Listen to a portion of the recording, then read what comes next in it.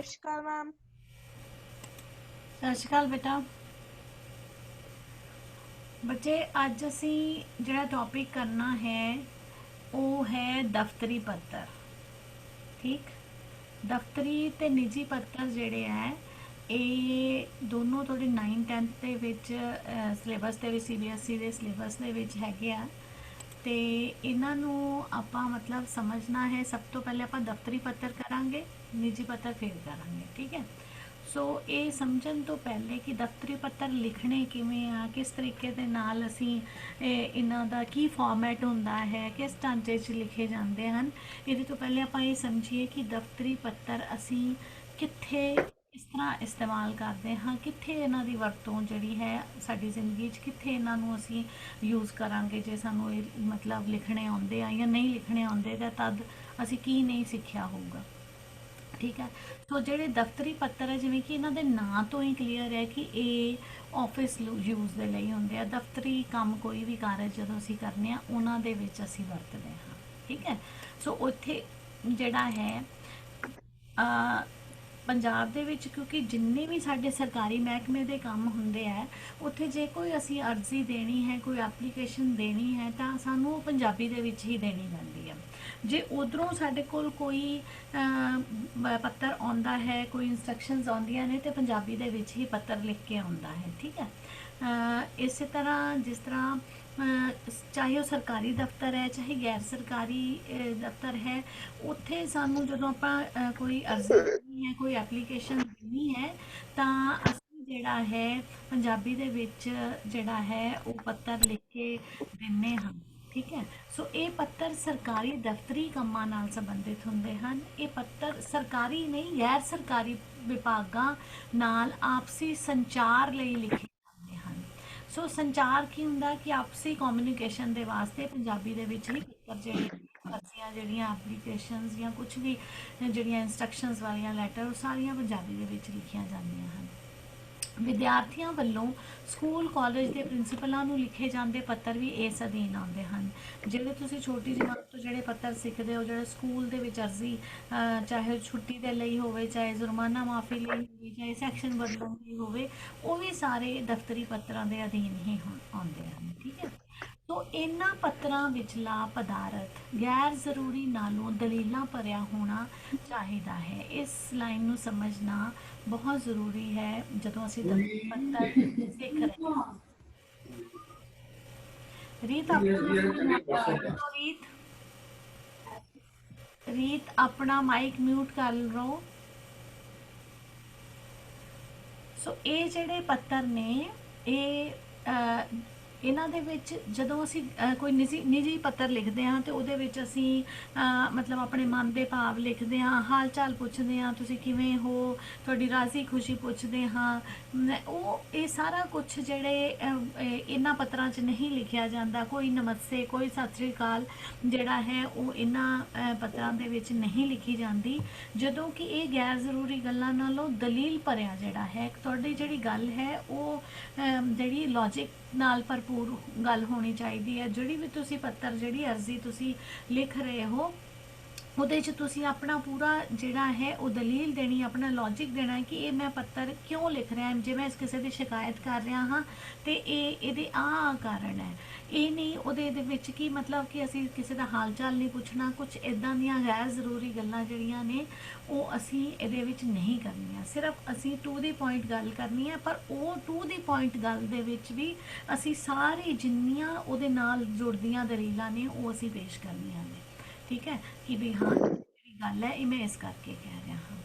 ਇਸ ਤੋਂ ਇਲਾਵਾ ਜਿਹੜਾ ਪੱਤਰ ਦੇ ਵਿੱਚ ਜੋ ਚੀਜ਼ਾਂ ਜ਼ਰੂਰੀ ਹੈ ਗੱਲ ਲਿਖਣ ਦੇ ਵਿੱਚ, ਕੀ ਜਦੋਂ ਅਸੀਂ ਪੱਤਰ ਲਿਖਦੇ ਹਾਂ ਤਾਂ ਕੀ ਚੀਜ਼ਾਂ, ਕਿੰਨੇ ਪਾਰਟਸ ਹੁੰਦੇ ਆ ਇੱਕ ਪੱਤਰ ਦੇ ਵਿੱਚ, ਕਿਸ ਤਰ੍ਹਾਂ ਜਿਹੜੀ ਹੈ ਉਹਨੂੰ ਅਸੀਂ ਉਹਦੇ ਫਾਰਮੈਟ ਦੇ ਵਿੱਚ ਕੀ ਕੁਛ ਆਉਂਦਾ ਹੈ ਉਹ ਅਸੀਂ ਦੇਖਦੇ ਹਾਂ।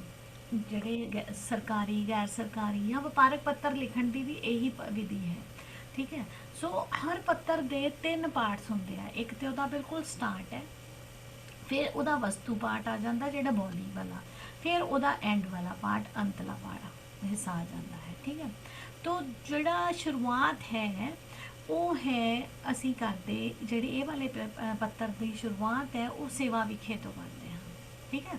ਕਿੱਥੋਂ ਸ਼ੁਰੂਆਤ ਕਰਦੇ ਹਾਂ? ਸੇਵਾ ਵਿਖੇ ਤੋਂ। ਸੇਵਾ ਵਿਖੇ ਲਿਖਦੇ ਹਾਂ। ਉਸ ਤੋਂ ਬਾਅਦ ਅਸੀਂ ਜਿੱਥੇ ਭੇਜਣਾ ਹੁੰਦਾ ਹੈ ਪੱਤਰ, ਉਹਦਾ ਪਤਾ ਲਿਖਦੇ ਹਾਂ।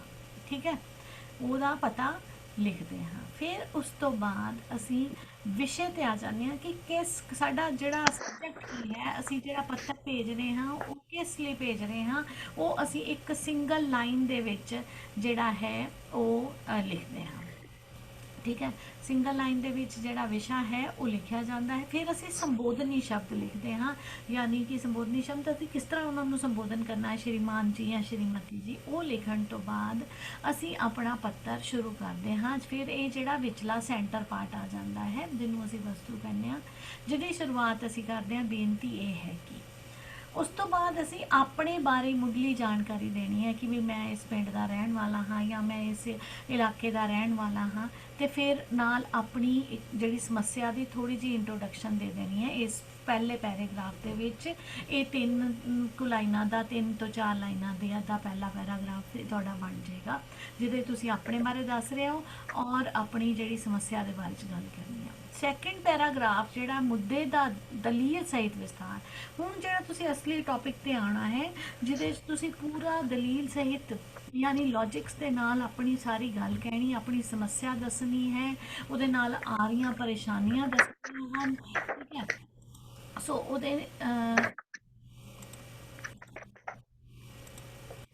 ਉਹਦੇ ਨਾਲ ਆ ਰਹੀਆਂ ਪਰੇਸ਼ਾਨੀਆਂ ਤੁਸੀਂ ਦੱਸਣੀਆਂ ਹਨ। ਠੀਕ, ਫਿਰ ਉਸ ਤੋਂ ਬਾਅਦ ਸਾਰਾ ਦੱਸ ਕੇ ਤੇ ਤੁਸੀਂ ਐਂਡ ਦੇ ਵਿੱਚ ਫਿਰ 2 ਲਾਈਨਾਂ ਦੀ ਸਪੇਸ ਛੱਡ ਕੇ ਫਿਰ ਤੁਸੀਂ ਇੱਕ ਆਸ਼ਾਵਾਦੀ ਉਮੀਦ ਜਤਾਉਂਦੇ ਹੋਏ ਪੱਤਰ ਦਾ ਅੰਤ ਕਰਨਾ ਹੈ। ਇੱਥੇ ਬੜੀ ਪੋਜ਼ਿਟਿਵ ਨੋਟ ਦੇ ਨਾਲ ਤੁਸੀਂ ਗੱਲ ਲਿਖਣੀ ਹੈ ਕਿ ਮੈਂ ਆਸ ਕਰਦਾ ਹਾਂ ਕਿ ਵੀ ਤੁਸੀਂ ਮੇਰੀ ਇਸ ਸਮੱਸਿਆ ਦਾ ਹੱਲ ਕਰੋਗੇ। ਹੁਣ ਜੇ ਸ਼ਿਕਾਇਤੀ ਪੱਤਰ ਹੈ ਤੇ ਉਹ ਤੁਹਾਡਾ ਬਿਲਕੁਲ ਨੈਗੇਟਿਵ ਜਿਹਾ ਪੱਤਰ ਨਹੀਂ ਹੋਣਾ ਚਾਹੀਦਾ ਕਿ ਇਹ ਲੱਗੇ ਕਿ ਤੁਸੀਂ ਕੋਈ ਆਪਣੇ ਜਿਹੜੀ ਹੈ ਪਰਸਨਲ ਕੋਈ ਦੁਸ਼ਮਣੀ ਕਰ ਰਹੇ ਹੋ ਤੇ ਤਾਂ ਤੁਸੀਂ ਲੈਟਰ ਲਿਖ ਦਿੱਤੀ ਹੈ। ਉੱਥੇ ਤੁਸੀਂ ਇਹ ਇਸ ਤਰ੍ਹਾਂ ਲਿਖਣਾ ਹੈ ਕਿ ਵੀ ਤੁਸੀਂ ਇਸ ਚੀਜ਼ ਦੀ ਪੜਤਾਲ ਕਰੋਗੇ ਤੇ ਫਿਰ ਤੁਸੀਂ ਜਿਹੜਾ ਹੈ ਮੈਂ ਆਸ ਕਰਦਾ ਹਾਂ ਕਿ ਤੁਸੀਂ ਮੇਰੀ ਸਮੱਸਿਆ ਦਾ ਹੱਲ ਜ਼ਰੂਰ ਕੱਢੋਗੇ। ਇਸ ਤਰ੍ਹਾਂ ਇੱਕ ਆਸ਼ਾਵਾਦੀ ਉਮੀਦ ਜਤਾਉਂਦੇ ਹੋਏ ਜਿਹੜਾ ਹੈ ਉਹ ਪੱਤਰ ਦਾ ਤੁਸੀਂ ਐਂਡ ਕਰਨਾ ਹੈ। ਫਿਰ ਐਂਡ ਦੇ ਵਿੱਚ ਤੁਸੀਂ ਮਤਲਬ ਦੋਨਾਂ ਸਾਈਡਾਂ ਤੋਂ ਜਗ੍ਹਾ ਛੱਡ ਕੇ ਸੈਂਟਰ ਦੇ ਵਿੱਚ ਲਿਖ ਦੇਣਾ ਧੰਨਵਾਦ ਸਹਿਤ, ਔਰ ਰਾਈਟ ਸਾਈਡ ਤੇ ਤੁਸੀਂ ਲਿਖੋਗੇ ਆਪ ਜੀ ਦਾ ਵਿਸ਼ਵਾਸ ਪਾਤਰ ਜਾਂ ਫਿਰ ਸ਼ੁਭ ਚਿੰਤਕ। ਇਹਨਾਂ ਪੱਤਰਾਂ ਦੇ ਵਿੱਚ ਜਿਹੜੇ ਅਸੀਂ ਸਰਕਾਰੀ, ਗੈਰ ਸਰਕਾਰੀ ਜਾਂ ਵਪਾਰਕ ਪੱਤਰ ਲਿਖਦੇ ਹਾਂ, ਇਹਨਾਂ ਦੇ ਵਿੱਚ ਅਸੀਂ ਆਪ ਜੀ ਦਾ ਵਿਸ਼ਵਾਸ ਪਾਤਰ ਜਾਂ ਸ਼ੁਭ ਚਿੰਤਕ ਲਿਖਾਂਗੇ। ਇੱਥੇ ਅਸੀਂ ਆਗਿਆਕਾਰੀ ਨਹੀਂ ਲਿਖਾਂਗੇ। ਆਗਿਆਕਾਰੀ ਮੈਂ ਤੁਹਾਨੂੰ ਅੱਗੇ ਦੱਸਾਂ ਕਿਸ ਤਰ੍ਹਾਂ ਪੱਤਰਾਂ ਦੇ ਵਿੱਚ ਅਸੀਂ ਆਗਿਆਕਾਰੀ ਲਿਖਦੇ ਹਾਂ। ਇੱਥੇ ਸਿਰਫ ਅਸੀਂ ਆਪ ਜੀ ਦਾ ਵਿਸ਼ਵਾਸ ਪਾਤਰ ਯਾਨੀ ਕਿ ਤੁਸੀਂ ਮੇਰੇ ਤੇ ਯਕੀਨ ਕਰ ਸਕਦੇ ਹੋ, ਜਾਂ ਜੇ ਮੈਂ ਕੋਈ ਸਮਾਜਿਕ ਸਮੱਸਿਆ ਦੀ ਗੱਲ ਕਰ ਰਹੇ ਹਾਂ ਤਾਂ ਮੈਂ ਸ਼ੁਭ ਚਿੰਤਕ ਹਾਂ। ਸੋ ਆਪ ਜੀ ਦਾ ਸ਼ੁਭ ਚਿੰਤਕ। ਨਾਮ ਤੁਸੀਂ ਆਪਣਾ ਨਹੀਂ ਲਿਖੋਗੇ ਕੱਕਾ ਖੱਖਾ ਗੱਗਾ, ਕਿਉਂਕਿ ਇਹ ਜਿਹੜੇ ਪੱਤਰ ਨੇ ਇਹ ਮੈਂ ਇਸ ਪੁਆਇੰਟ ਆਫ View ਦੇ ਨਾਲ ਕਿ ਤੁਸੀਂ ਬੋਰਡ ਦੇ ਪੇਪਰ ਦੇ ਵਿੱਚ ਕਿਸ ਤਰ੍ਹਾਂ ਪੱਤਰ ਲਿਖਣਾ ਹੈ, ਲੇਕਿਨ ਜਦੋਂ ਤੁਸੀਂ ਆਪਣਾ ਅਸਲੀ ਜ਼ਿੰਦਗੀ 'ਚ ਪੱਤਰ ਲਿਖ ਰਹੇ ਹੋ ਤਾਂ ਤੁਸੀਂ ਆਪਣਾ ਨਾਮ ਤੇ ਪਤਾ ਸਾਰਾ ਬਿਲਕੁਲ ਜਿਸ ਤਰ੍ਹਾਂ ਹੈ ਉਸ ਤਰ੍ਹਾਂ ਹੀ ਲਿਖੋਗੇ। ਇਹ ਸਿਰਫ ਕੱਕਾ ਖੱਖਾ ਗੱਗਾ ਬੋਰਡ ਦੇ ਇਮਤਿਹਾਨਾਂ ਦੇ ਪੁਆਇੰਟ ਆਫ View ਦੇ ਨਾਲ ਤੁਹਾਨੂੰ ਦੱਸਿਆ ਗਿਆ ਹੈ। ਠੀਕ ਹੈ, ਸੋ ਇਸ ਤੋਂ ਇਲਾਵਾ ਜਿਹੜੀਆਂ ਚੀਜ਼ਾਂ ਕਿਹੜੀਆਂ ਜ਼ਰੂਰੀ ਨੇ ਮੈਮ ਹਾਂਜੀ ਬੱਚੇ। ਮੈਮ ਇੱਕ ਚੀਜ਼ ਸੀ ਕਿ ਸਭ ਤੋਂ ਪਹਿਲਾਂ ਪ੍ਰੀਖਿਆ ਪਾਵਨ ਨਹੀਂ ਲਿਖਣਾ। ਹਾਂ, ਉਹੀ ਦੱਸਣ ਲੱਗੀ ਹਾਂ ਹੁਣ ਕਿ ਬੋਰਡ ਦੇ ਪੇਪਰਾਂ ਦੇ ਵਿੱਚ ਜਦੋਂ ਅਸੀਂ ਪੱਤਰ ਦਾ ਆਰੰਭ ਕਿਵੇਂ ਕਰੀਏ। ਠੀਕ ਹੈ, ਉਹ ਇਹ ਜਿਹੜੀ ਚੀਜ਼ ਦੱਸੀ ਹੈ ਕਿ ਜਦੋਂ ਅਸੀਂ ਜਰਨਲ ਪੇਪਰ ਸ਼ੁਰੂ ਲਿਖਦੇ ਹਾਂ ਤਾਂ ਅਸੀਂ ਇਹ ਵੀ ਪਾਰਟ ਜਿਹੜਾ ਹੈ ਬਾਹਰ ਚਲਾ ਜਾਂਦਾ ਹੈ ਜਦੋਂ ਅਸੀਂ ਅਸਲ ਜ਼ਿੰਦਗੀ 'ਚ ਪੇਪਰ ਲਿਖ ਰਹੇ। ਸੇਵਾ ਵਿਖੇ ਵਾਲਾ ਵੀ ਕਿ ਇਹ ਤੇ ਅਸੀਂ ਐਡਰੈਸ ਹੈ ਨਾ ਕਿ ਟੂ ਤੇ ਇਹ ਫਲਾਣੇ ਜਣੇ ਨੂੰ ਲਿਖ ਰਹੇ ਹਾਂ ਤੇ ਵਿਸ਼ੇ ਤੋਂ ਅਸੀਂ ਪੇਪਰ ਜਿਹੜਾ ਪੱਤਰ ਹੈ ਉਹ ਸ਼ੁਰੂ ਕਰਦੇ ਹਾਂ। ਠੀਕ ਹੈ, ਸੋ ਜਰਨਲ ਅਸੀਂ ਪੱਤਰ ਇਸ ਤਰੀਕੇ ਦੇ ਨਾਲ ਜਿਹੜਾ ਹੈ ਉਹ ਲਿਖਦੇ ਹਾਂ। ਲੇਕਿਨ ਜਦੋਂ ਅਸੀਂ ਬੋਰਡ ਦਾ ਪੇਪਰ ਦੀ ਗੱਲ ਕਰਦੇ ਹਾਂ ਤਾਂ ਫਿਰ ਅਸੀਂ ਸਭ ਤੋਂ ਪਹਿਲੇ ਅਸੀਂ ਰਾਈਟ ਸਾਈਡ ਤੇ ਭੇਜਣ ਵਾਲੇ ਦਾ ਪਤਾ ਲਿਖਦੇ ਹਾਂ। ਠੀਕ ਹੈ, ਭੇਜਣ ਵਾਲੇ ਕੌਣ ਹੋ? ਪੱਤਰ ਤੁਸੀਂ। ਪਤਾ ਤੇ ਮਿਤੀ ਕਿਸ ਤਰ੍ਹਾਂ ਉਸ ਟਾਈਮ ਦੇ ਉੱਤੇ ਤੁਸੀਂ ਕਿੱਥੇ ਬੈਠੇ ਹੋ, ਐਗਜ਼ਾਮੀਨੇਸ਼ਨ ਹਾਲ ਦੇ ਵਿੱਚ। ਇਸੇ ਕਰਕੇ ਅਸੀਂ ਇਹ ਬੋਰਡ ਦੇ ਪੇਪਰਾਂ ਦੇ ਵਿੱਚ ਕਿਉਂਕਿ ਅਸੀਂ ਆਪਣਾ ਪ੍ਰੋਪਰ ਐਡਰੈਸ ਅਸੀਂ ਨਹੀਂ ਦੱਸਣਾ ਹੁੰਦਾ ਤਾਂ ਅਸੀਂ ਇੱਥੇ ਲਿਖਦੇ ਹਾਂ ਪ੍ਰੀਖਿਆ ਭਵਨ। ਠੀਕ ਹੈ, ਪ੍ਰੀਖਿਆ ਭਵਨ ਕੌਮਾ ਡੈਸ਼ ਡੈਸ਼ ਡੈਸ਼ ਕੇਂਦਰ ਕੌਮਾ ਡੈਸ਼ ਡੈਸ਼ ਡੈਸ਼ ਸ਼ਹਿਰ ਕੌਮਾ, ਯਾਨੀ ਤੁਹਾਡਾ ਇੱਕ ਜਿਹੜਾ ਐਗਜ਼ਾਮੀਨੇਸ਼ਨ ਹਾਲ ਹੈ ਤੁਹਾਡਾ ਇੱਕ ਸੈਂਟਰ ਬਣਿਆ ਹੈ। ਠੀਕ ਹੈ, ਲੇਕਿਨ ਤੁਸੀਂ ਲਿਖਣਾ ਪਤਾ ਨਹੀਂ ਹੈ ਕਿ ਕਿਹੜਾ ਸਾਡਾ ਸੈਂਟਰ ਬਣਿਆ ਹੈ ਜਾਂ ਕਿਹੜਾ ਸਾਡਾ ਸ਼ਹਿਰ ਹੈ। ਠੀਕ ਹੈ। ਸੋ ਇਹ ਜਿਹੜਾ ਹੈ, ਇਹ ਪ੍ਰੀਖਿਆ ਭਵਨ ਡੈਸ਼ ਡੈਸ਼ ਡੈਸ਼ ਕੇਂਦਰ ਡੈਸ਼ ਡੈਸ਼ ਸ਼ਹਿਰ, ਤੇ ਫਿਰ ਇੱਥੇ ਮਿਤੀ ਲਿਖ ਦਾਂਗੇ। ਇੱਥੇ ਪਹਿਲੇ ਕੌਮਾ ਆ, ਸ਼ਹਿਰ ਤੋਂ ਬਾਅਦ ਡੰਡੀ ਆ ਜਾਣੀ ਹੈ, ਤੇ ਮਿਤੀ ਇਸ ਤਰ੍ਹਾਂ ਮਿਤੀ ਲਿਖਣ ਦੀ ਜ਼ਰੂਰਤ ਨਹੀਂ ਹੈ। ਇੱਥੇ ਤੁਸੀਂ ਜਿੱਦਾਂ ਲਿਖ ਸਕਦੇ ਹੋ ਕਿ 28 ਅਪ੍ਰੈਲ 2020, ਉਸ ਤੋਂ ਬਾਅਦ ਡੰਡੀ ਨਹੀਂ ਆਏਗੀ, ਕਿਉਂਕਿ 20 ਤੋਂ ਬਾਅਦ ਜੇ ਡੰਡੀ ਪਾ ਦਾਂਗੇ ਤਾਂ ਉਹ ਅੰਕ ਬਣ ਜਾਏਗਾ, ਇੱਕ ਬਣ ਜਾਏਗਾ, ਹੈ ਨਾ। ਸੋ ਇੱਥੇ ਸਿਰਫ ਇਸ ਤਰ੍ਹਾਂ ਤੁਸੀਂ ਲਿਖ ਦੇਣੀ ਹੈ ਡੇਟ। ਫਿਰ ਉਸ ਤੋਂ ਬਾਅਦ ਜੇ ਆ ਜਾਈਏ, ਫਿਰ ਆਉਂਦਾ ਹੈ ਸੇਵਾ ਵਿਖੇ। ਠੀਕ ਹੈ। ਸੇਵਾ ਵਿਖੇ ਤੋਂ ਬਾਅਦ ਅਸੀਂ ਜਿਹੜਾ ਪੱਤਰ ਹੈ ਪ੍ਰਾਪਤ ਕਰਨ ਵਾਲੇ ਦਾ ਪਤਾ, ਜਿਹਨੂੰ ਭੇਜਣਾ ਹੈ ਅਸੀਂ ਪੱਤਰ, ਠੀਕ ਹੈ, ਜਿੰਨੇ ਇਸ ਲੈਟਰ ਨੂੰ ਪ੍ਰਾਪਤ ਕਰਨਾ ਹੈ ਉਹਦਾ ਪਤਾ ਅਸੀਂ ਲਿਖਾਂਗੇ। ਠੀਕ ਹੈ। ਸੋ ਇਹ ਆ ਜਾਏਗਾ, ਜਿਵੇਂ ਇੱਥੇ ਮੈਂ ਐਗਜ਼ਾਮਪਲ 'ਚ ਲਿਖਿਆ ਪੋਸਟ ਮਾਸਟਰ ਸਾਹਿਬ, ਜਨਰਲ ਪੋਸਟ ਆਫਿਸ, ਜਲੰਧਰ। ਹੁਣ ਇਹ ਜਿਹੜਾ ਹੈ, ਇਹ ਤੁਸੀਂ ਜਿੱਦਾਂ ਤੁਸੀਂ ਇਹ ਹਾਸ਼ੀਏ ਦੇ ਨਾਲ ਜਦੋਂ ਇਹ ਤੁਸੀਂ ਇੰਨੀ ਗੱਲ ਇਹ ਲਿਖੀ ਹੈ ਇਹ ਸਾਰਾ, ਤੇ ਇਹ ਥੋੜੀ ਜਿਹੀ ਸਪੇਸ ਛੱਡ ਕੇ ਇਹ ਸੈਂਟਰ 'ਚ ਆਇਆ, ਤੇ ਇਹਨਾਂ ਦੀ ਸਾਰਿਆਂ ਦੀ ਸਿਮੈਟਰੀ ਇੱਕੋ ਜਿਹੀ ਰਹਿਣੀ ਚਾਹੀਦੀ ਹੈ। ਜਿਵੇਂ ਇੱਥੇ ਆ ਇਸ ਤਰ੍ਹਾਂ ਇੱਕ ਸਿਮੈਟਰੀ 'ਚ ਆਇਆ ਸਾਰਾ, ਠੀਕ ਹੈ, ਇਸ ਤਰ੍ਹਾਂ ਇਹ ਸਿਮੈਟਰੀ 'ਚ ਆ ਜਾਣਾ। ਠੀਕ ਹੈ। ਫਿਰ ਉਸ ਤੋਂ ਬਾਅਦ ਆ ਜਾਣਾ ਤੁਹਾਡਾ ਵਿਸ਼ਾ ਲਿਖਣ ਵੇਲੇ ਤੁਸੀਂ ਇੱਥੇ ਇੱਕ ਲਾਈਨ ਛੱਡ ਸਕਦੇ ਹੋ, ਇੱਥੇ ਇੱਕ ਲਾਈਨ ਛੱਡ ਸਕਦੇ ਹੋ। ਠੀਕ ਹੈ। ਇੱਥੇ ਔਰ ਵਿਸ਼ਾ ਦਾ ਜਿਹੜਾ ਹੈਡਿੰਗ ਹੈ ਉਹ ਬਿਲਕੁਲ ਸੇਵਾ ਵਿਖੇ ਦੇ ਨੀਚੇ ਆਣਾ ਹੈ, ਜਿੱਥੇ ਤੁਸੀਂ ਇਹ ਤੁਹਾਡਾ ਇੱਥੇ ਮਾਰਜਨ ਹੁੰਦਾ ਹੈ, ਇੱਥੇ ਹਾਸ਼ੀਆ ਹੁੰਦਾ ਹੈ, ਇਹਦੇ ਨਾਲ ਹੀ ਤੁਸੀਂ ਲਿਖਣਾ ਹੈ ਵਿਸ਼ਾ। ਤੇ ਵਿਸ਼ਾ ਇੱਕ ਲਾਈਨ 'ਚ ਹੋਣਾ ਚਾਹੀਦਾ ਹੈ, ਡਾਕੀਏ ਦੀ ਸ਼ਿਕਾਇਤ ਸੰਬੰਧੀ ਪੱਤਰ, ਬਸ। ਇਹਨੂੰ ਬਹੁਤਾ ਲੰਬਾ ਨਹੀਂ ਲਿਖਣਾ। ਕੋਸ਼ਿਸ਼ ਕਰੋ ਸਿੰਗਲ ਲਾਈਨ ਦਾ ਹੋਵੇ, ਤੇ ਇਹਦੇ ਉੱਪਰ ਨੀਚੇ ਅਸੀਂ ਇੱਕ ਇੱਕ ਜਿਹੜੀ ਲਾਈਨ ਹੈ ਉਹ ਛੱਡ ਦੇਵਾਂਗੇ। ਫਿਰ ਉਸ ਤੋਂ ਬਾਅਦ ਆ ਗਿਆ ਸੰਬੋਧਨੀ ਸ਼ਬਦ। ਸੰਬੋਧਨੀ ਸ਼ਬਦ ਕੀ ਹੈ? ਸ਼੍ਰੀਮਾਨ ਜੀ। ਠੀਕ ਹੈ। पोस्ट मास्टर साहिब इत्थे आ गया श्रीमान जी। ठीक। सो बहुत घट हुंदा जिद्दां सानू ये पता होवे कि बई हाँ इत्थे लेडी ऑफिसर है, तो उत्थे असी श्रीमती जी भी लिख, उत्थे जदों असी किसी लेडी ऑफिसर नू लिख रहे हाँ तो फिर श्रीमती जी लिखांगे, ये तो तुहानू पता ही है। हुण इत्थे ये है समझण वाली गल कि जिद्दां हुण मान लो मैं जे पोस्ट मास्टर साहिब वाला जिहड़ा ये मैं सपोज इत्थे लिखिया है जी।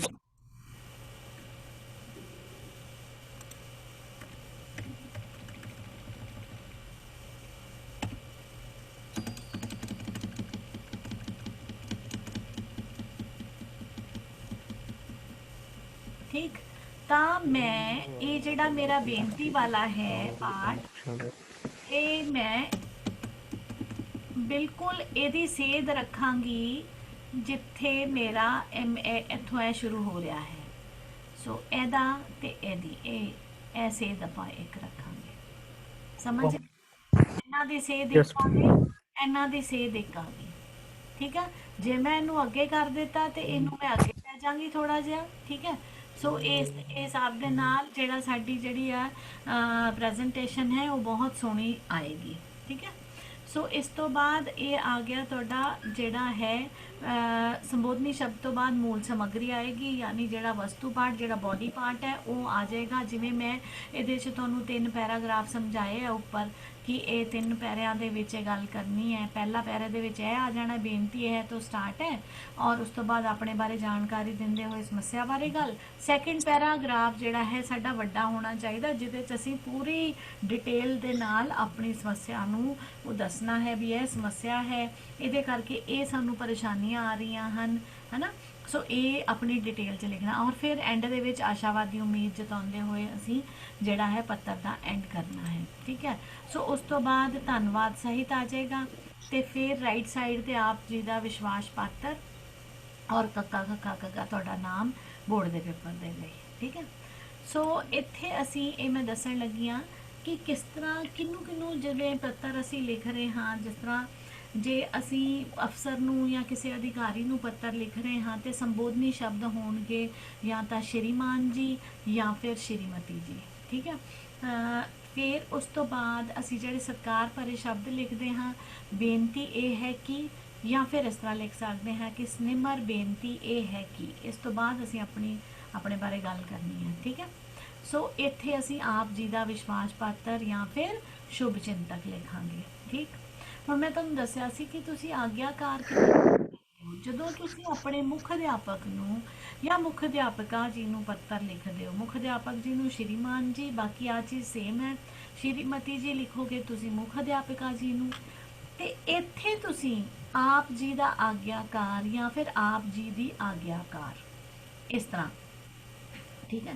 ਜੇ ਤੁਸੀਂ ਲਿਖਦੇ ਹੋ ਆਪ ਜੀ ਦੀ ਦਾ ਆਗਿਆਕਾਰੀ ਜਾਂ ਫਿਰ ਆਪ ਜੀ ਦੀ ਆਗਿਆਕਾਰੀ ਵਿਦਿਆਰਥਣ, ਇਹਦੇ ਨਾਲੋਂ ਚੰਗਾ ਇਹ ਹੈ ਕਿ ਬॉयਜ਼ ਇਹ ਲਿਖ ਦੇਣ ਆਪ ਜੀ ਦਾ ਆਗਿਆਕਾਰ ਤੇ ਗਰਲਜ਼ ਲਿਖ ਦੇਣਗੀਆਂ ਆਪ ਜੀ ਦੀ ਆਗਿਆਕਾਰ। ਠੀਕ ਹੈ। ਸੋ ਇੱਥੇ ਸਿਰਫ ਅਸੀਂ ਜਿਹੜਾ ਸਕੂਲ ਦੇ ਪ੍ਰਿੰਸੀਪਲ ਨੂੰ ਜਾਂ ਫਿਰ ਅਧਿਆਪਕ ਨੂੰ ਪੱਤਰ ਜਦੋਂ ਅਸੀਂ ਲਿਖਣਾ ਆ ਉਦੋਂ ਅਸੀਂ ਆਗਿਆਕਾਰ ਸ਼ਬਦ ਦਾ ਇਸਤੇਮਾਲ ਕਰਨਾ ਹੈ। ਉਸ ਤਰ੍ਹਾਂ ਅਸੀਂ ਜਦੋਂ ਵੀ ਲਿਖਣਾ ਹੈ ਆਪ ਜੀ ਦਾ ਵਿਸ਼ਵਾਸ ਪਾਤਰ ਜਾਂ ਸ਼ੁਭ ਚਿੰਤਕ ਇਹ ਲਿਖਣਾ ਹੈ। ਠੀਕ ਹੈ, ਸਮਝ ਆ ਗਿਆ? Yes, ma'am. ਹੁਣ ਅਸੀਂ ਜਿਹੜਾ ਇਹ ਮੈਂ ਜਿਹੜੀ Yes. ਐਗਜ਼ਾਮਪਲ ਲਿਖੀ ਹੈ ਉਹ ਹੈ ਡਾਕੀਏ ਦੀ ਸ਼ਿਕਾਇਤ ਲਈ ਪੋਸਟ ਮਾਸਟਰ ਨੂੰ ਪੱਤਰ ਲਿਖੋ। ਸਭ ਤੋਂ ਪਹਿਲੇ ਜਿਸ ਤਰ੍ਹਾਂ ਤੁਹਾਨੂੰ ਦੱਸਿਆ ਕਿ ਪ੍ਰੀਖਿਆ ਭਵਨ ਤੋਂ ਅਸੀਂ ਸ਼ੁਰੂ ਕਰਨਾ ਹੈ। ਠੀਕ ਹੈ। ਜਦੋਂ ਮੈਂ ਫਾਰਮੈਟ ਦੀ ਗੱਲ ਕਰ ਰਹੀ ਸੀ ਕਿ ਇਹ ਜਦੋਂ ਜੇ ਅਸੀਂ ਰਾਈਟ ਸਾਈਡ ਬਿਲਕੁਲ ਪੇਪਰ ਪੇਜ ਦੇ ਐਂਡ ਤੇ ਅਸੀਂ ਇੱਧਰੋਂ ਮਤਲਬ ਰਾਈਟ ਸਾਈਡ ਤੇ ਲਿਖਦੇ ਹਾਂ ਤਾਂ ਸਾਡਾ ਜਿਹੜਾ ਆਪ ਜੀ ਦਾ ਵਿਸ਼ਵਾਸ ਪਾਤਰ ਵੀ ਹੈ ਨਾ ਉਹ ਵੀ ਇਸੇ ਸਾਈਡ ਤੇ ਹੀ ਇਹ ਆਉਣਾ ਹੈ। ਠੀਕ ਹੈ। ਸੋ ਪ੍ਰੀਖਿਆ ਭਵਨ ਕੌਮਾ ਡੈਸ਼ ਡੈਸ਼ ਡੈਸ਼ ਕੇਂਦਰ ਕੌਮਾ ਫਿਰ ਡੈਸ਼ ਡੈਸ਼ ਡੈਸ਼ ਸ਼ਹਿਰ ਡੰਡੀ, ਇੱਥੇ ਮਿਤੀ ਆ ਜਾਏਗੀ।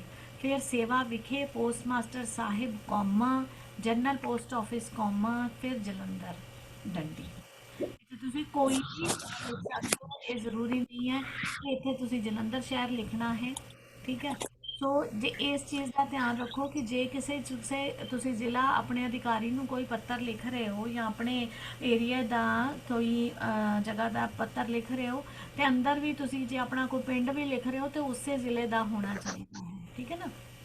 ਜਿਵੇਂ ਇੱਥੇ ਫਿਰ ਵਿਸ਼ਾ ਲਿਖ ਦਿੱਤਾ ਜਦੋਂ ਮੈਂ ਡਾਕੀਏ ਦੀ ਸ਼ਿਕਾਇਤ ਸੰਬੰਧੀ ਪੱਤਰ। ਸ਼੍ਰੀਮਾਨ ਜੀ, ਬੇਨਤੀ ਇਹ ਹੈ ਕਿ ਮੈਂ ਪਿੰਡ ਭੱਟੀਆਂ ਜ਼ਿਲ੍ਹਾ ਜਲੰਧਰ ਦਾ ਰਹਿਣ ਵਾਲਾ ਹਾਂ, ਇਸ ਲਈ ਅਸੀਂ ਇਸ ਪੋਸਟ ਆਫਿਸ 'ਚ ਪੱਤਰ ਲਿਖ ਰਹੇ ਹਾਂ, ਹੈ ਨਾ। ਮੈਂ ਤੁਹਾਡਾ ਧਿਆਨ ਆਪਣੇ ਇਲਾਕੇ ਦੇ ਡਾਕੀਏ ਹਰੀ ਚੰਦ ਵੱਲ ਦਿਵਾਉਣਾ ਚਾਹੁੰਦਾ ਹਾਂ ਜੋ ਕਿ ਸਾਡੇ ਇਲਾਕੇ ਵਿੱਚ ਪਿਛਲੇ 3 ਮਹੀਨਿਆਂ ਤੋਂ ਕੰਮ ਕਰ ਰਿਹਾ ਹੈ। ਉਸ ਦੇ ਕਾਰਨ ਪਿਛਲੇ 3 ਮਹੀਨਿਆਂ ਤੋਂ ਸਾਨੂੰ ਸਭ ਇਲਾਕਾ ਨਿਵਾਸੀਆਂ ਨੂੰ ਬਹੁਤ ਪਰੇਸ਼ਾਨੀਆਂ ਪੇਸ਼ ਆ ਰਹੀਆਂ ਹਨ। ਇਹ ਹੈ ਪਹਿਲਾ ਪੈਰਾਗ੍ਰਾਫ ਜਿਹਦੇ 'ਚ ਮੈਂ ਆਪਣੇ ਬਾਰੇ ਦੱਸ ਦਿੱਤਾ ਹੈ ਤੇ ਆਪਣੀ ਜਿਹੜੀ ਹੈ ਸਮੱਸਿਆ ਬਾਰੇ ਥੋੜੀ ਜਿਹੀ ਗੱਲ ਕਰ ਦਿੱਤੀ ਹੈ। ਠੀਕ ਹੈ। ਸੋ ਦੂਸਰੇ ਪੈਰੇ ਦੇ ਵਿੱਚ ਅਸੀਂ ਫਿਰ ਉਹੀ 2 ਫਿੰਗਰ ਛੱਡ ਕੇ ਅਸੀਂ ਇੱਕ ਪੈਰਾਗ੍ਰਾਫ ਸ਼ੁਰੂ ਕਰ ਲੈਂਦਾ ਕਿ ਹਰੀਚੰਦ ਆਪਣਾ ਕੋਈ ਵੀ ਕੰਮ ਸਹੀ ਢੰਗ ਨਾਲ ਨਹੀਂ ਕਰਦਾ। ਸਭ ਤੋਂ ਪਹਿਲਾਂ ਉਹ ਚਿੱਠੀਆਂ ਦੀ ਵੰਡ ਹੀ ਸਹੀ ਢੰਗ ਨਾਲ ਨਹੀਂ ਕਰਦਾ। 2 ਕੁ ਦਿਨ ਹੋਏ ਉਹ ਮੇਰੀ ਚਿੱਠੀ ਪਿਛਲੀ ਗਲੀ ਵਿੱਚ ਸੁੱਟ ਗਿਆ। ਇਸ ਤੋਂ ਪਹਿਲਾਂ ਕਿਸੇ ਦੀ ਚਿੱਠੀ ਸਾਡੇ ਘਰ ਸੁੱਟ ਗਿਆ ਸੀ। ਦੂਜੀ ਗੱਲ, ਉਹ ਡਾਕ ਵਕਤ ਸਿਰ ਨਹੀਂ ਵੰਡਦਾ। ਸਾਡੇ ਬਹੁਤ ਜ਼ਰੂਰੀ ਖਤ ਸਾਨੂੰ ਸਮੇਂ ਸਿਰ ਨਹੀਂ ਮਿਲਦੇ। ਇਹੀ ਨਹੀਂ, ਲੈਟਰ ਬਾਕਸ ਹੁੰਦੇ ਹੋਏ ਵੀ ਡਾਕ ਦਰਵਾਜ਼ੇ ਵਿੱਚ ਸੁੱਟ ਜਾਂਦਾ ਹੈ। ਇਸ ਦਾ ਡਾਕ ਵੰਡਣ ਦਾ ਸਮਾਂ ਵੀ ਰੋਜ਼ ਬਦਲ ਜਾਂਦਾ ਹੈ। ਕਦੀ 11 ਵਜੇ ਆਉਂਦਾ ਹੈ ਤੇ ਕਦੀ ਸ਼ਾਮ ਨੂੰ 4 ਵਜੇ। ਹੁਣ ਇਹ ਪੂਰੀ ਸਮੱਸਿਆ ਦਾ ਇਹਦੇ ਤੋਂ ਵੱਡਾ ਵੀ ਲਿਖਿਆ ਜਾ ਸਕਦਾ। ਜਿਵੇਂ ਕੋਈ ਇੱਕ ਗੱਲ ਲਿਖੀ ਹੈ ਕਿ ਵੀ ਲੈਟਰ ਬਾਕਸ ਹੁੰਦੇ ਹੋਏ ਵੀ ਡਾਕ ਦਰਵਾਜ਼ੇ ਸੁੱਟ ਜਾਂਦਾ ਹੈ, ਇਹਦੇ ਕਰਕੇ ਕੀ ਪਰੇਸ਼ਾਨੀ ਹੁੰਦੀ ਹੈ, ਕਿਹੜੀ ਸਮੱਸਿਆ ਖੜੀ ਹੋ ਜਾਂਦੀ ਹੈ। ਸੋ ਉਹ ਤੁਸੀਂ ਵਿੱਚ ਨਾਲ ਲਿਖ ਸਕਦੇ ਹੋ ਸਾਰਾ। ਠੀਕ ਹੈ। ਸੋ ਇਹ ਪੈਰਾ ਸੈਕਿੰਡ ਜਿਹੜਾ ਹੈ ਇਹਨੂੰ ਅਸੀਂ ਵੱਡਾ ਕਰ ਸਕਦੇ ਹਾਂ। ਤੇ ਫਿਰ ਐਂਡ ਜਿਵੇਂ ਮੈਂ ਕਿਹਾ ਸੀ ਕਿ ਆਸ਼ਾਵਾਦੀ ਉਮੀਦ ਜਤਾਉਂਦੇ ਹੋਏ ਪੱਤਰ ਦਾ ਅੰਤ ਕਰਨਾ ਹੈ। ਤਾਂ ਆਸ ਹੈ ਉੱਪਰ ਲਿਖੀਆਂ ਗੱਲਾਂ ਦੀ ਪੜਤਾਲ ਕਰਕੇ ਡਾਕੀਏ ਨੂੰ ਚੇਤਾਵਨੀ ਦੇਵੋਗੇ ਤਾਂ ਜੋ ਉਹ ਆਪਣਾ ਕੰਮ ਸਹੀ ਢੰਗ ਨਾਲ ਕਰੇ। ਹੁਣ ਇੱਥੇ ਦੇਖੋ ਕਿ ਜੇ ਤੁਸੀਂ ਕਿਸੇ ਦਾ ਸ਼ਿਕਾਇਤੀ ਪੱਤਰ ਲਿਖ ਰਹੇ ਹੋ ਤਾਂ ਤੁਸੀਂ ਇਹ ਨਹੀਂ ਲਿਖ ਦੇਣਾ ਕਿ ਇਹਨੂੰ ਨੌਕਰੀ 'ਚੋਂ ਕੱਢ ਹੀ ਦਿਓ ਜਾਂ ਫਿਰ ਇੰਨਾ ਨੈਗੇਟਿਵ ਨਹੀਂ ਹੋਣਾ ਚਾਹੀਦਾ ਤੁਹਾਡਾ। ਤੁਸੀਂ ਉਹਨਾਂ ਨੂੰ ਮਤਲਬ ਕਿ ਇਹ ਨਹੀਂ ਲੱਗੇ ਕਿ ਵੀ ਤੁਸੀਂ ਜਿਹੜਾ ਪੱਤਰ ਲਿਖ ਰਹੇ ਹੋ ਤੁਸੀਂ ਜਾਣਬੁੱਝ ਕੇ ਜਿਹੜਾ ਹੈ ਉਹ ਸ਼ਿਕਾਇਤ ਇਹਦੀ ਕਰ ਰਹੇ ਹੋ। ਪਹਿਲੇ ਤਾਂ ਤੁਸੀਂ ਆਪਣੀਆਂ ਸ਼ਿਕਾਇਤਾਂ ਲਿਖ ਦਿੱਤੀਆਂ, ਫਿਰ ਤੁਸੀਂ ਉਹ ਇਹ ਕਹੋਗੇ ਵੀ ਤੁਸੀਂ ਇਹਦੀ ਪੜਤਾਲ ਕਰੋ ਇਹਦੀ, ਤੇ ਫਿਰ ਤੁਸੀਂ ਉਹਨੂੰ ਮਤਲਬ ਚੇਤਾਵਨੀ ਦਿਓ ਤਾਂ ਕਿ ਉਹ ਕੰਮ ਸਹੀ ਢੰਗ ਨਾਲ ਕਰੇ। ਜਾਂ ਜੋ ਵੀ ਤੁਸੀਂ ਸੁਜੈਸ਼ਨ ਦੇਣਾ ਚਾਹੁੰਦੇ ਹੋ ਉਹ ਤੁਹਾਡਾ ਪੋਜ਼ਿਟਿਵ ਹੋਣਾ ਚਾਹੀਦਾ ਹੈ, ਬਿਲਕੁਲ ਹਾਂ ਪੱਖੀ ਹੋਣਾ ਚਾਹੀਦਾ ਹੈ, ਆਸ਼ਾਵਾਦੀ ਹੋਣਾ ਚਾਹੀਦਾ ਹੈ। ਠੀਕ ਹੈ। ਇਸ ਤੋਂ ਬਾਅਦ ਅਸੀਂ ਇਹ ਸੈਂਟਰ 'ਚ ਆ ਗਿਆ ਧੰਨਵਾਦ ਸਹਿਤ, ਤੇ ਇਹ ਆ ਗਿਆ ਜਿਹੜਾ ਹੈ ਆਪ ਜੀ ਦਾ ਵਿਸ਼ਵਾਸ ਪਾਤਰ। ਠੀਕ ਹੈ। ਇੱਥੇ ਤੁਸੀਂ ਕੱਕਾ ਖੱਖਾ ਗੱਗਾ ਸਿਰਫ ਬੋਰਡ ਦੇ ਐਗਜ਼ਾਮਸ ਦੇ ਲਈ ਇਹ ਹੈ। ਠੀਕ। ਸੋ ਇੱਥੇ ਤੁਸੀਂ ਆਪ ਜੀ ਦਾ ਵਿਸ਼ਵਾਸ ਪਾਤਰ ਲਿਖੋਗੇ। ਸੋ ਇਹ ਹੁਣ ਸਾਰਾ ਤੁਹਾਨੂੰ ਸਮਝ ਲੱਗ ਗਿਆ ਕਿ ਕਿਸ ਤਰੀਕੇ ਦੇ ਨਾਲ ਇਹ ਤੁਹਾਡੇ 3 ਪਾਰਟਸ ਨੇ। ਠੀਕ ਹੈ। ਇਹ ਤੁਹਾਡਾ ਸੀਕੁਐਂਸ ਰਹਿੰਦਾ ਹੈ ਜਿਹੜਾ ਪੱਤਰ ਲਿਖਣ ਦਾ, ਔਰ ਇਹ ਤੁਸੀਂ ਕਿਹਨੂੰ ਕੀ ਸ਼ਬਦਾਂ ਕਿਸ ਤਰ੍ਹਾਂ ਲਿਖਣੇ ਹਨ, ਹੈ ਨਾ, ਸ਼ੁਰੂਆਤ 'ਚ ਕੀ ਲਿਖਣਾ, ਐਂਡ 'ਚ ਕੀ ਲਿਖਣਾ, ਇਹ ਸ਼ਬਦ ਨੇ। ਠੀਕ। ਇਹ ਸਮਝ ਆ ਗਿਆ ਸਭ ਨੂੰ? Yes ma'am. ਹੁਣ हाँ ਤੁਸੀਂ जी मैम। ਆਪਣੀ ਇੱਕ ਕਾਪੀ ਪੈਨ ਪਕੜੋ, ਜਿਹਦੇ ਵਿੱਚ ਮੈਂ ਤੁਹਾਨੂੰ ਕੁਝ ਪਤੇ ਲਿਖਾਵਾਂਗੀ ਅਸੀਂ, ਜਿਹੜੇ ਕਿ ਦਫ਼ਤਰੀ ਪੱਤਰ ਜਿਹੜੇ ਕਿ ਤੁਹਾਨੂੰ ਬੋਰਡ ਦੇ ਪੇਪਰਾਂ ਦੇ ਵਿੱਚ ਉਹ ਆ ਸਕਦੇ ਨੇ। ਠੀਕ ਹੈ।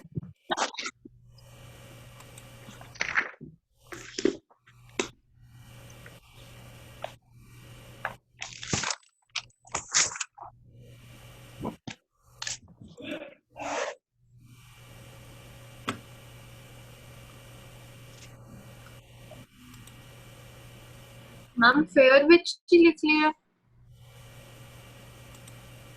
हाँ जी, हाँ जी, फेयर च लिखोगे बिल्कुल। सो ये कुछ जरूरी पते हैं जड़े दफ्तरी पत्र के लिए विभिन्न सिरनामे।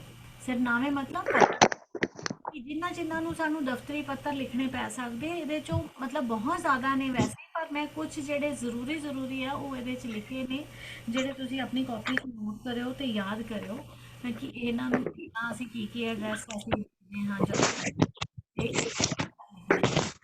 सब तो अखबार नू पत्तर अपना माइक म्यूट कर लो जरा।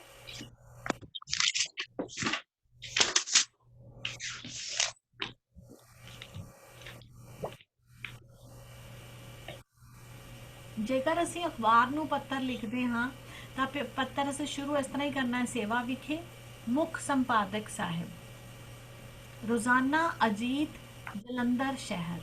सो इत्थे जेकर तुसी होर कोई अखबार लिखनी है, पंजाबी ट्रिब्यून, या फिर जेकर तुहानू पत्तर च ही उन्होंने क्वेश्चन दे विच ही कोई अखबार का नाम लिखा है तो असी अखबार का नाम बदलांगे, नहीं तो तुसी ये वाला अखबार का नाम याद कर सकते हो, मुख संपादक साहिब रोजाना अजीत जलंधर शहर। ठीक है। ये पता तुसी इस तरीके दे नाल याद कर सकते हो। ठीक।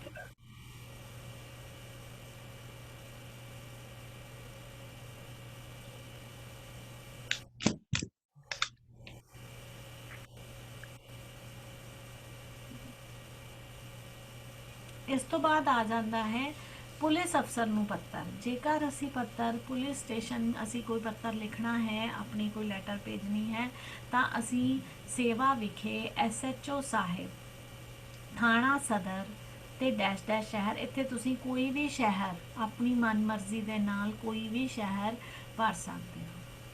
ठीक है। SHO साहिब की जगह ते तुसी थानेदार साहिब भी लिख सकते हो, थाना सदर, फिर अपनी मर्जी का शहर इत्थे लिख सकते हो। जदों कोई ऐसी समस्या बारे तुसी गल करनी होवे जिहड़ी पूरे शहर या थोड़ी वड्डी ज़्यादा एरिया कवर करती होवे कि ज़्यादा सब जगह ते गुंडागर्दी फैल गई है, या कोई इस तरह की समस्या जिहड़ी पूरे जिहड़ा है शहर दे नाल संबंधित होवे, तां असीं पुलिस कमिश्नर नूं भी पत्र लिख सकते हाँ। तो पुलिस कमिश्नर नूं पत्र लिखण दे लई असीं सेवा विखे पुलिस कमिश्नर साहिब पंजाब पुलिस ते डैश डैश शहर।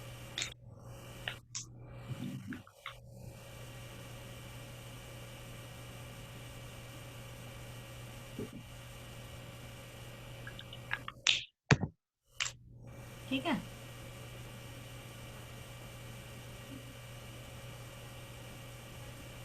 ये तीनों लिख ले तुसी। मैम एक मिनट। मैम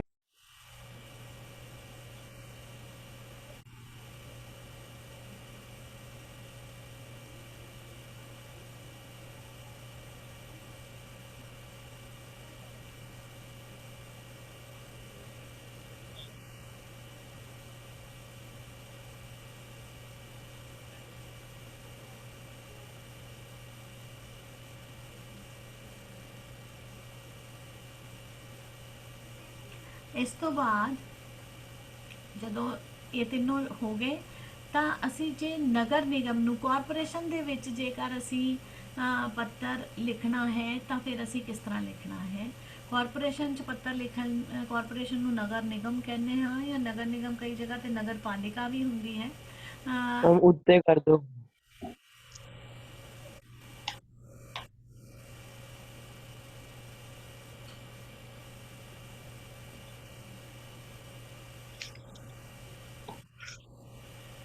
ਨਗਰ ਨਿਗਮ 'ਚ ਪੱਤਰ ਲਿਖਣ ਲਈ ਅਸੀਂ ਲਿਖਾਂਗੇ ਮੇਅਰ ਸਾਹਿਬ, ਜਾਂ ਫਿਰ ਅਸੀਂ ਪ੍ਰਧਾਨ ਸਾਹਿਬ, ਜਾਂ ਫਿਰ ਮੁੱਖ ਅਧਿਕਾਰੀ ਸਾਹਿਬ। ਨਗਰ ਨਿਗਮ ਤੇ ਕੋਈ ਵੀ ਸ਼ਹਿਰ ਜਿਹੜਾ ਤੁਸੀਂ ਲਿਖਣਾ ਚਾਹੋ ਉਹ ਲਿਖ ਸਕਦੇ ਹੋ।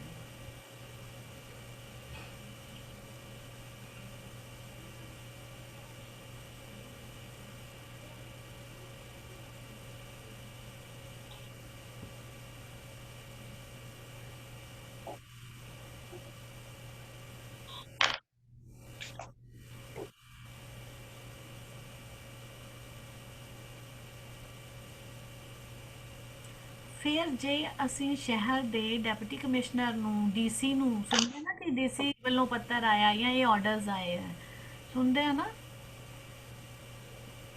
हाँ जी हाँ। ਤਾਂ ਡਿਪਟੀ ਕਮਿਸ਼ਨਰ ਨੂੰ ਜੇਕਰ ਅਸੀਂ ਪੱਤਰ ਲਿਖਣਾ ਹੈ ਤਾਂ ਫਿਰ ਅਸੀਂ ਕੀ ਲਿਖਾਂਗੇ? ਸੇਵਾ ਵਿਖੇ ਡਿਪਟੀ ਕਮਿਸ਼ਨਰ ਸਾਹਿਬ, ਜ਼ਿਲ੍ਹਾ ਹੈੱਡਕੁਆਟਰ, ਤੇ ਜਿਹੜਾ ਵੀ ਸ਼ਹਿਰ ਤੁਸੀਂ ਲਿਖਣਾ ਚਾਹੋ ਉਹ ਲਿਖੋਗੇ। ਠੀਕ ਹੈ।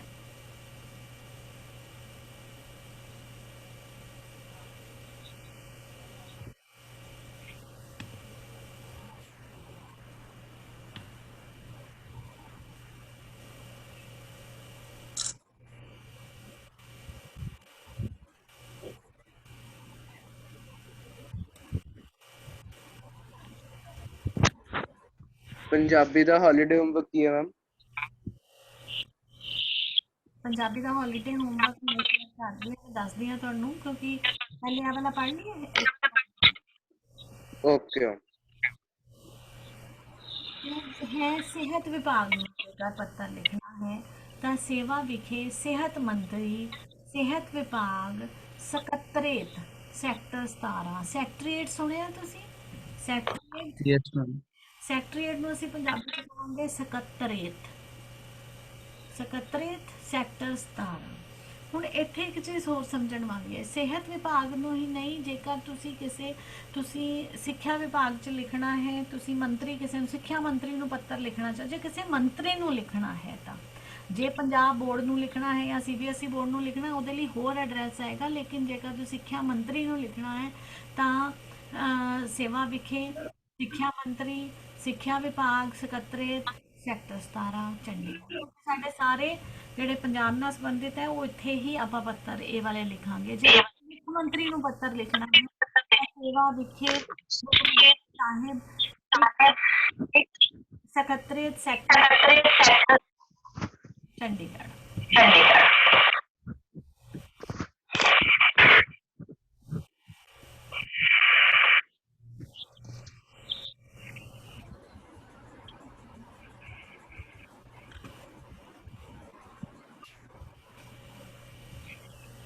ठीक है, ये हम ਤੁਹਾਨੂੰ ਸਾਰਾ ਇੱਕ ਵਾਰੀ ਸਮਝ ਆ ਗਿਆ ਸਾਰਾ, और लिख भी लिया सबने? Yes, yes ma'am. कोई किसी तरह का कोई डाउट? नो